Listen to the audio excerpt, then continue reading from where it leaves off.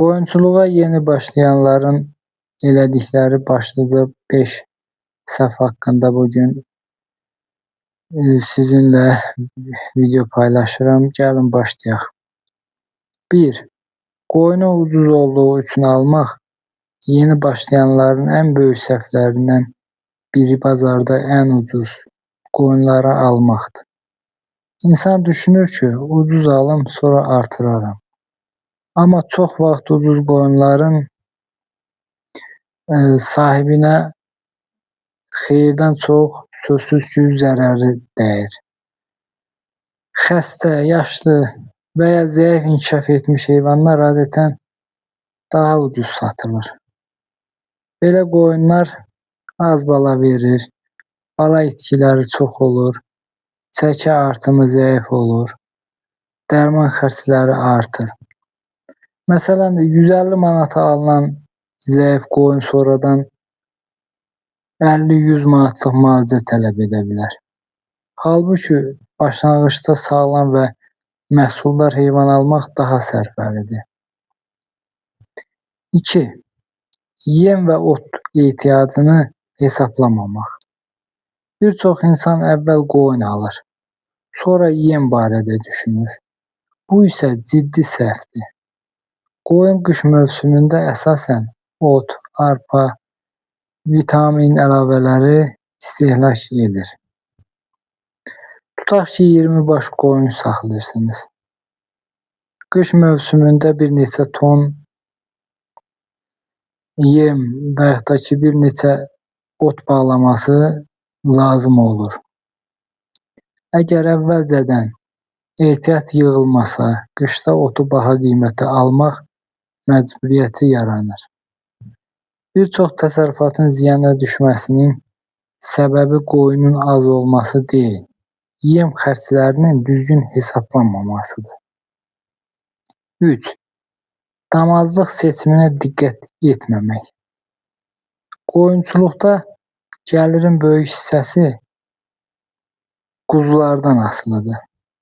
Əgər damazlıq qoç zəif seçilərsə, quzular zəif doğular, böyümə sürəti aşağı olar, ət məhsuldarlığı azalar. Bəzən insanlar ən ucuz qoçu alıb sürüyə qatırlar. Sonra illərlə zəif genetikaya malik balalar əldə edirlər. Yaxşı damazlıq qoç güclü bədən quruluşuna malik olmalıdır, ayaqları sağlam olmalıdır, cins xüsusiyyətləri aydın görülməlidir, aktiv və sağlam olmalıdır. Bir yaxşı qoç illərlə sürünün keyfiyyətini yüksəldə bilər. 4. Xəstəliklərin qarşısını vaxtında almamaq. Bir çox qoyun saxlayan xəstəlik çıxandan sonra tədbir görür. Halbuki ən düzgün yol profilaktikadır. Qoyunlarda parazitlər, ağciyər problemləri, ayaq xəstəlikləri, bağırsaq infeksiyaları tez-tez rast gəlinən xəstəliklərdən bir neçəsidir. Vaxtında peyvənd və dərmanlama edilmədikdə bir neçə heyvanın xəstələnməsi bütün qoyunlara yayıla bilir. Bir qoyunun ölümü təkcə həmin heyvanın qiymətinin itirilməsi deyil, həm də gələcəkdə onun doğacağı quzular, ət gəliri, süd gəliri də itirilmiş olur. Ona görə də profilaktik tədbirlər xərclər deyil, investisiyadır. 5. Tez varlanacağını düşünmək ən təhlükəli səhv budur. Bəzi insanlar internetdə və ya qonşularda eşidirlər ki, qoyunçuluq çox gəlirlidir. Sonra böyük sayda heyvan alırlar və bir neçə aya böyük qazanc gözləyirlər.